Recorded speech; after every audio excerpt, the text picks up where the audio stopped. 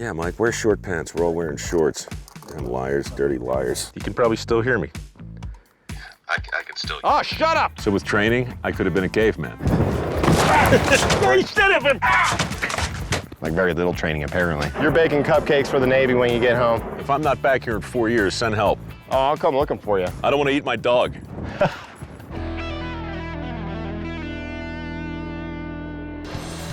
On this episode, where there's smoke, there's fire. Whoa, that's hot. And where there's a world-class survival school in the middle of nowhere, there's a chance to humiliate myself.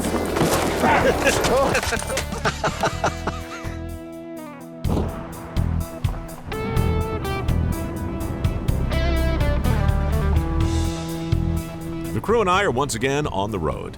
Destination, the middle of nowhere. So how far in the middle of nowhere are we going? We're going about 7 more miles in. Why? Because we're going to meet a man who lives out here. And why would anyone live out here? Well, obviously, to teach other people how to live out here. We are in nowhere right now. Technically, we're just not quite to the middle of it. So around this bend and just up the road a piece, just beyond the rise, over the hill, and right where the mountain begins, we'll meet Tommy. What's his last name? Coyne, and he actually goes by Thomas, and I think he's particular about it. Thomas Coyne. Men, it's not my first day at the rodeo. I'll tell you right now, out here, it's important to be a team. And by a team, I mean it's every man for himself. You don't have to be faster than the bear. You have to be faster than Jones. I just got outrun Jones.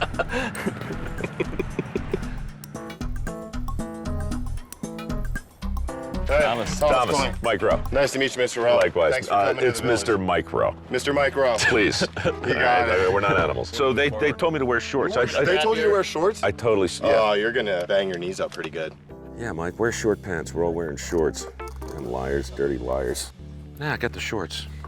It's gonna be hot. Smart move. Fully covered. Long pants, smart. There's certain things we don't tell students to bring. Yeah.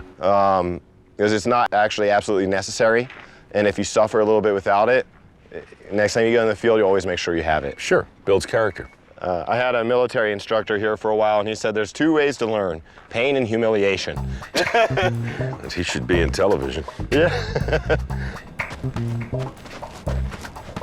So really, you're starting from a pretty fundamental place with survival training and building from there and immersing your students? Oh yeah, it's full immersion. Survival is about that MacGyver principle, right? You have to be able to improvise in the field. You're never going to have all the gear, all the equipment that you want should an emergency happening on a day hike. Right. So in order to be able to improvise effectively, you have to have a complete understanding of the fundamentals. You have to know what all these techniques are based on. We have traps and weapons range, map and compass area, the whole deal. You got weapons? Yeah, plenty. Primitive weapons. Weapons. Yeah. Can I just ask you something real quick before we start? I don't know where your head is around TV and survival shows, but what's going on in the survival business vis-a-vis TV? I'm gonna give you this. Survival experts are self-certified. There's no certifying body. Everybody's trained to their own standard. You have a lot of guys without so much in their background as a wilderness first aid card. Okay. So we have guys holding bags of urine, saying to magnifying glass, I made a fire with it. Yeah, you can see because of TV. You Right. can find that on a bunch of websites. Yeah. So what's Unacceptable. What's your mission then? My mission is to educate the public and to save lives. I think you can see by now that Thomas is a pretty intense guy. And boy, is he ever full of critical information. People ask, who needs survival training? The primary killers real quickly are exposure and catastrophic falls. So you start to see the signs and symptoms of severe heat stress, you need to sit down, shade up, sip water, shed clothing. Scorpions are great desert food. For one, there's not a lot of meat in the desert, right? The most common survival situation is the loss. The briefing was very thorough, to say the least. But we finally got to the place where we might get some useful information and some actual TV content. You want to light some stuff on fire? I do. Thank you.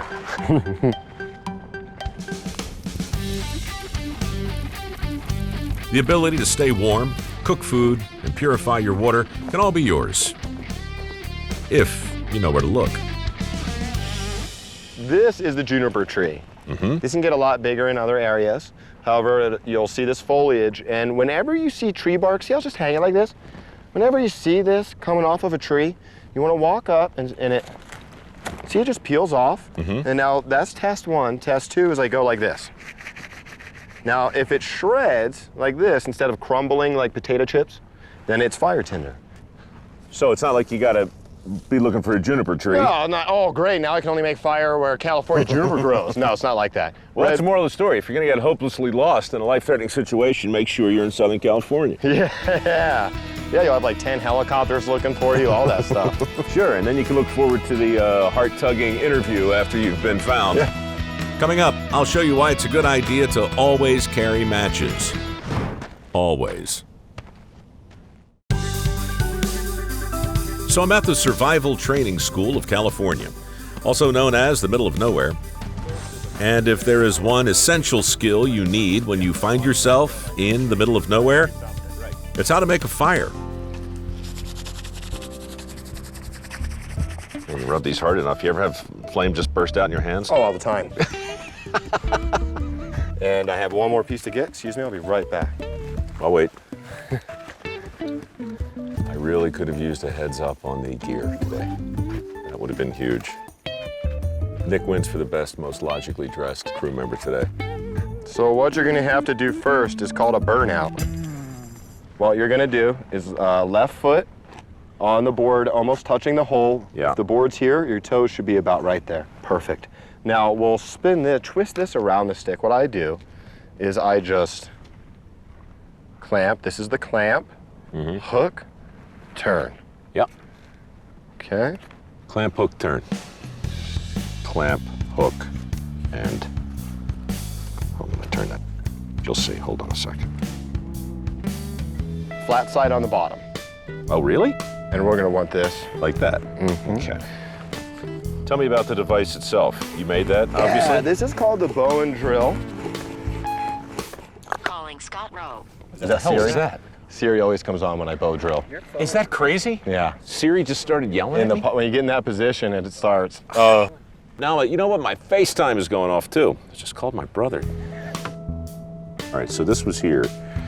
Yeah. So across like that. There you go. Man, I've done everything wrong today. Yeah. Did I See bitch that up my angle? notch? Remember that angle? Yeah. Here, let me tighten your string up a little bit. It's a little loose. This is like the most faked shot in any survival show is the friction fire.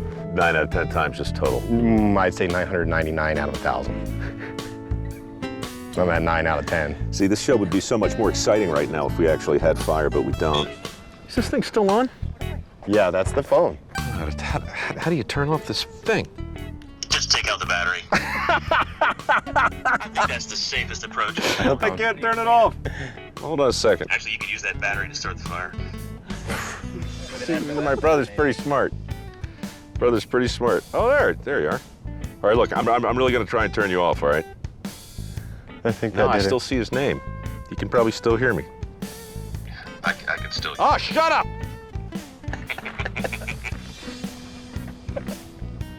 See, this is the stuff that would happen in most survival shows. Yeah. You know, they'd have to cut it out. Oh, yeah. But I'm determined. We have to leave this in.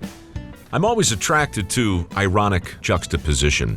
On the one hand, I've got access to cutting-edge technology completely beyond my grasp. On the other hand, I've got access to primitive technology completely beyond my grasp. It's perfect. Press a little harder. Oh, perfect, man. You got it now. All right, where's my bird nest? Oh, not yet. Keep going. Angle it that way. Just a little bit. Good. Don't mind me. Go longer stroke now.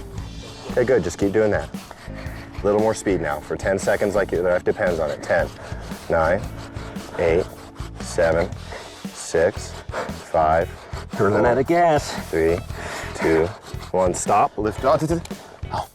Okay. Hold on. Man, you're natural. That's your ember, bud. Very good. Now this can blow apart. We are not done. Good. Don't let it go apart. So what, I pick it up? Yes. Here, it's okay. Go like this and take it over to the fire pit.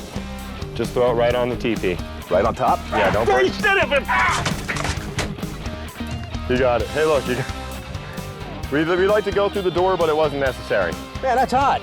Yeah, it's on fire. Well, yeah. More words of wisdom from your fake host. That was great. That was fun. Okay, fire making done, bud. It's like you're growing up right in front of me. Proud of you. All right, so we made some fire. What is the next deal?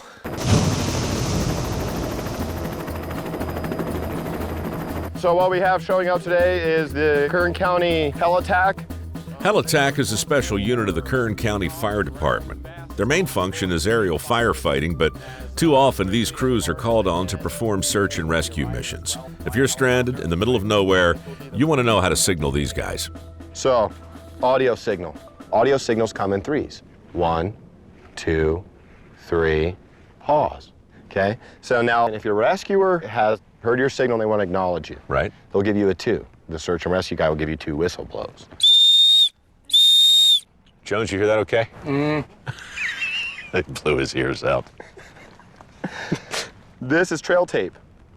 This is the ultimate signal right here. Yeah. This will signal air. This will say I can make a big arrow on the ground. I can make a flag of it blowing in the wind. Now these, you're just gonna go ahead and remove the striker here. And you're just gonna strike real hard. Once it's lit, you just set it down. Okay, and that's what you're gonna do because this is it. We got a helo coming in any time. All right. I want to teach you how to aim with it. Signal mirror. Just always start facing toward the sun because it's the easiest angle. The hat's a no-go. If you have to, just throw it down the hill because the hat can shade out the mirror. Okay. Oh, really? Yeah, when you go opposite the sun. Get the light on both sides of the V. See that? So, if I'm looking at a helicopter, is it the helicopter I want in the V or the light on the You want V? the V, you want the light on both sides of the V and the helicopter in the middle. Got it. So, I Okay. mean, again, for Joe Blow taking a day hike, if you're just putting mandatory stuff in your bag, that's part of it. Yep, this with a whistle attached. You've got audio and a visual. Should you hear a bird, we'll look up when he's in optimal visual range. Don't wait for me, pop smoke.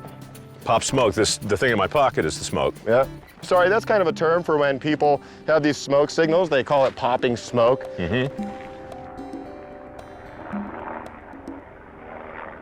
Get your smoke out. Get your smoke out. Hear that? Chop, chop. Yeah. See him? He's coming right at us. Pop it.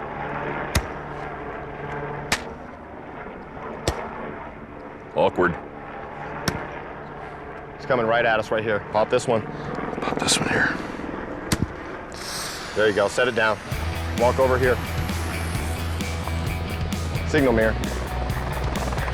Here comes rescue. Okay, he's gonna acknowledge your signal. U.S. Navy, China Lake, signal training exercise. Hey, it's coming off the traffic. Through lane clear.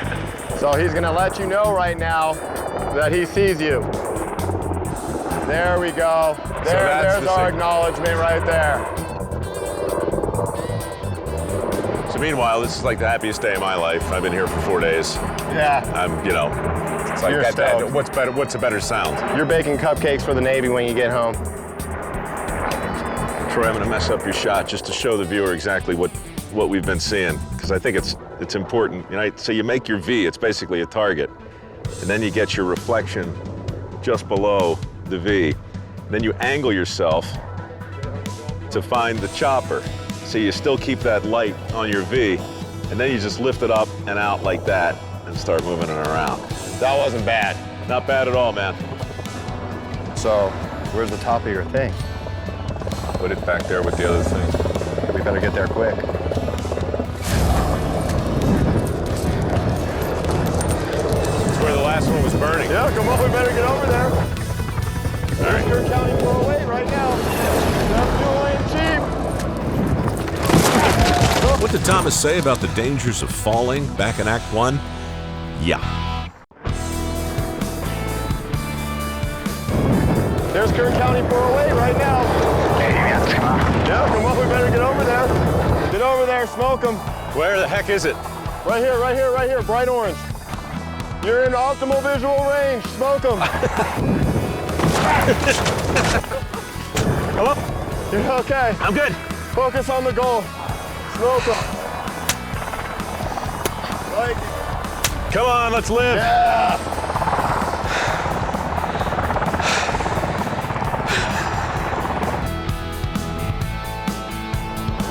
This was my first helicopter crew right here. I had a lot of fun on Kern County. I was a squad leader on the local hand crew. And they said, Thomas, we got a few spots on the helicopter. We offered you up. You want it?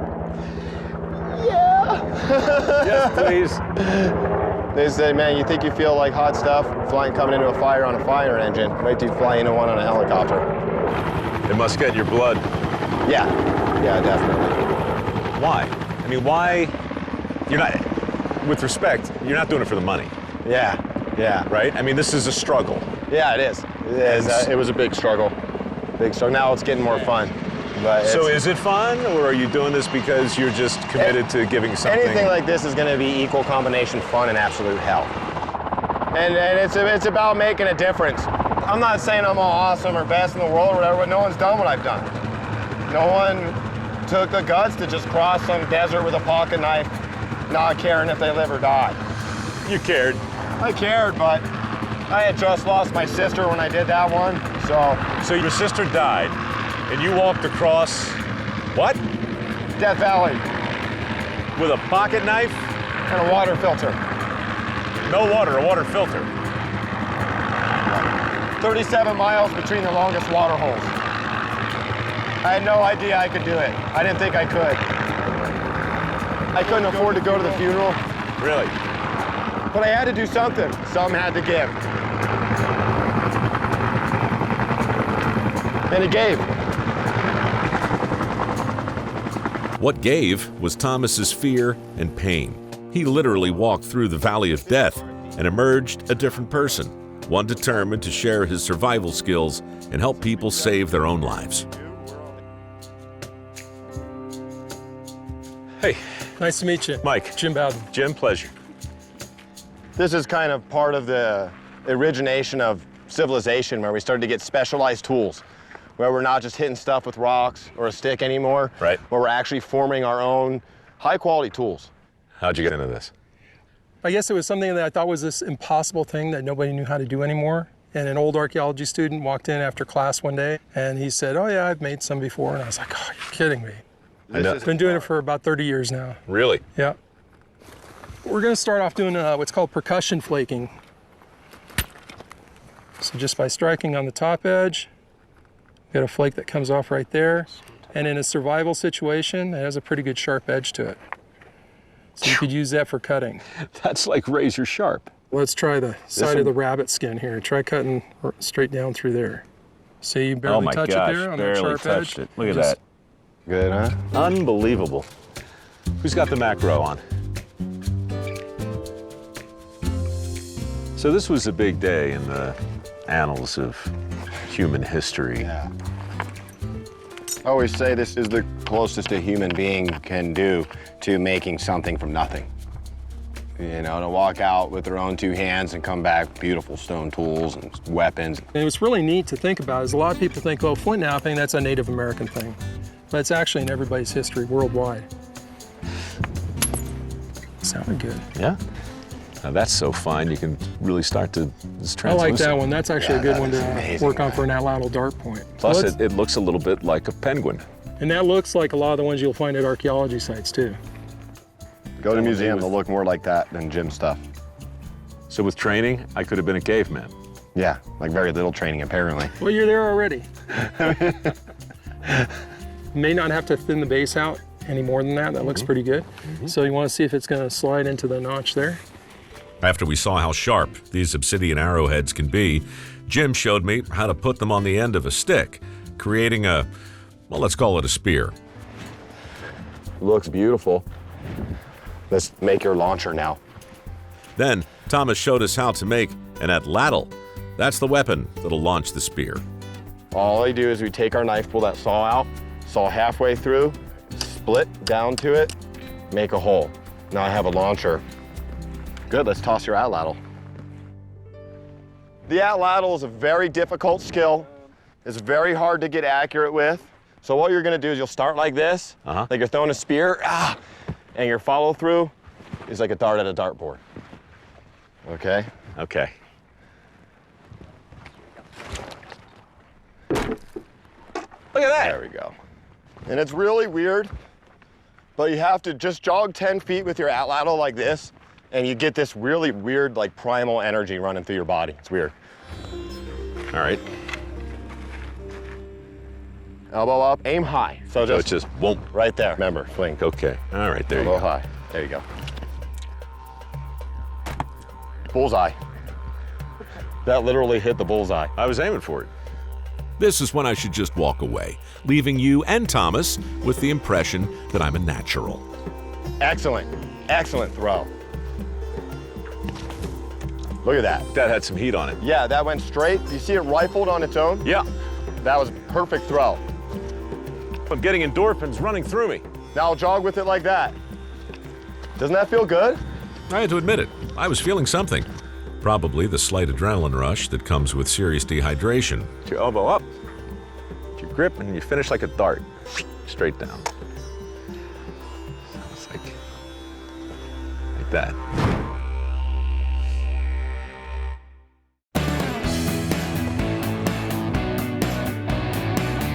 Well, I hope this was useful. Thomas Coyne is full of valuable information that just might save your life, and I'm happy to pass some of it on. Not from a Hollywood soundstage, and not with a bunch of fake props and manufactured drama. Just a few real tips from a real expert from a place you really don't want to get stuck in. People think it's, you know, you come out here, you got to be like the animals. You Right. come out here, you try and be like the animals, they're going to outcompete you. You're not going to be able to do it. You got to come out here, you got to be the most human you can. Okay, because it's your cleverness, it's your thought, your creativity, that big human brain that gets us by out here. It's a funny way to think about it. You can look out there and you can go, man, what a beautiful view. Or you can go, that's quite a graveyard. Yeah. And maybe both are right. Yeah. Appreciate it. Thank you. I did too. Thank you. Thanks a lot for coming. This is the part where I walk. Where's the sunset? In this direction? That way, every 4 fingers from the top of the ridge line's an hour. You're a constant, endless source of information that I hope I never need. I hope you never need it either. Hope you want it and never need it. I'm walking toward the sunset. Excellent. I'm gonna circumnavigate the globe. If I'm not back here in 4 years, send help. Oh, I'll come looking for you. I don't want to eat my dog. You take care, brother. All right, man. And see, that's how a survival show would end. I'd go into the sunset, but here, I walk back to the crew and start asking for some water. H2O. I don't even need the O, man. About 3 miles down that way.